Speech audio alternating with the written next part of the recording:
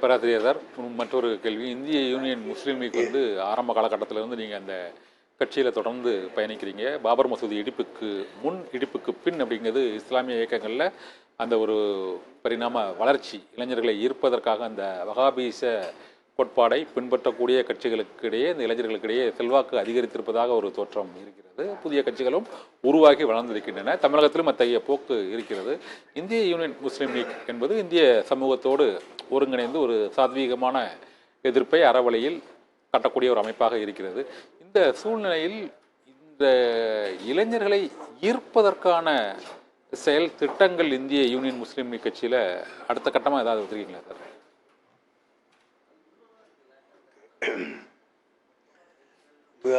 நல்ல கேள்வி தான் கேட்குறீங்க.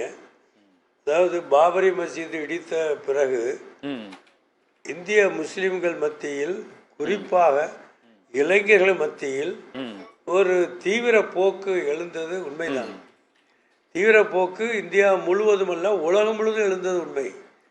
ஆனால் தீவிர போக்கு எழுந்த அந்த தீவிர போக்கு தொடர்ந்து அரசியல் கட்சியாக மாறி அது இந்திய அளவிலே வெற்றி பெறவில்லை. உண்மை அதுதான்.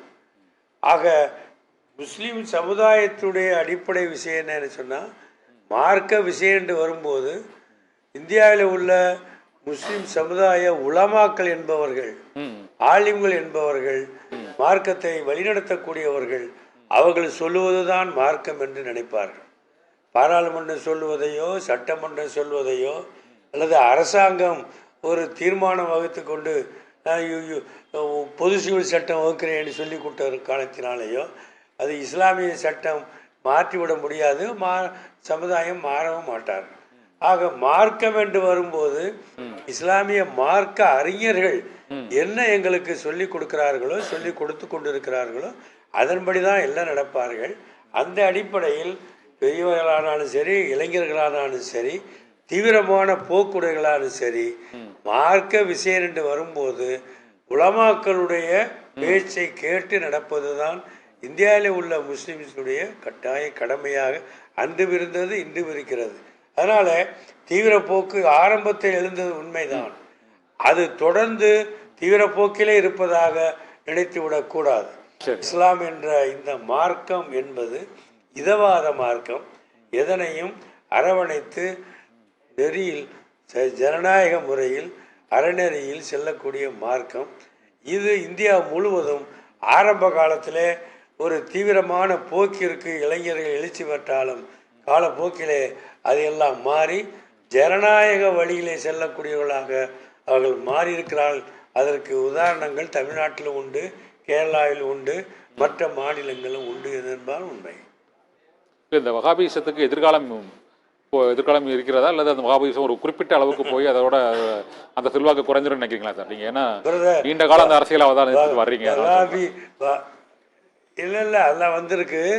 அதாவது வகாபி இயக்கங்கிறது அது மார்க்க ரீதியிலே செயற்பட்ட சீர்திருத்த கருத்துக்களை கொண்டதுதான். அந்த வகாபி இயக்கத்தை கொண்டு அரசியலிலே யாரும் நிலை பெற்று விடவில்லை, தன்னை வலிமைப்படுத்தி கொள்ளவில்லை. வகாபி இயக்கம் அரசியல் ரீதியாக இந்திய அரசியலிலே மிகப்பெரிய வெற்றி பெற்றதாக இதுவரை சம்பவமே கிடையாது. ஆக இந்தியாவில் உள்ள வாழக்கூடிய முஸ்லீம்கள் எல்லாம் பள்ளிவாசலை மையமாக வைத்திருக்கக்கூடிய ஜமாத்துக்கு கட்டுப்பட்டிருப்பவர்கள், உலமாக்கள் சொல்லப்படி கேட்டுக்கொண்டிருக்கிறவர்கள். ஒவ்வொரு மடநாட்டுக்கு நீங்கள் போனீங்கன்னா பள்ளிவாசலிலே உள்ள இமாம் வாக்களிக்கிற நேரத்தில் யாருக்கு வாக்களிக்க வேண்டும் என்பதை தெளிவாக பள்ளிவாசலே சொல்லிவிடுவார்கள். இந்த சர்ச்சிலே சொல்வது மாதிரி பள்ளிவாசலில் தான் அப்படி சொல்வது வழக்கம். தமிழ்நாட்டில் அப்படித்தான் பள்ளிவாசலில் தான் பேசுவார்கள். ஆக பள்ளிவாசல் உலமாக்களுடைய பேச்சை, ஆலிம்களுடைய பேச்சை, மகல்லா ஜமாத்துடைய பேச்சை, அதுதான் மெஜாரிட்டியான முஸ்லீம் சமுதாயம் பின்பற்றக்கூடிய வழிமுறை. ஜமாத்து, வகாபி ஜமாத்து இது பல இருந்தால் கூட அதையெல்லாம் முஸ்லீம் சமுதாயத்துடைய ஒட்டுமொத்தமான பிரதிபலிப்பு என்று நினைக்க கூடாது, அது கருதவும் கூடாது, உண்மையும் அல்ல.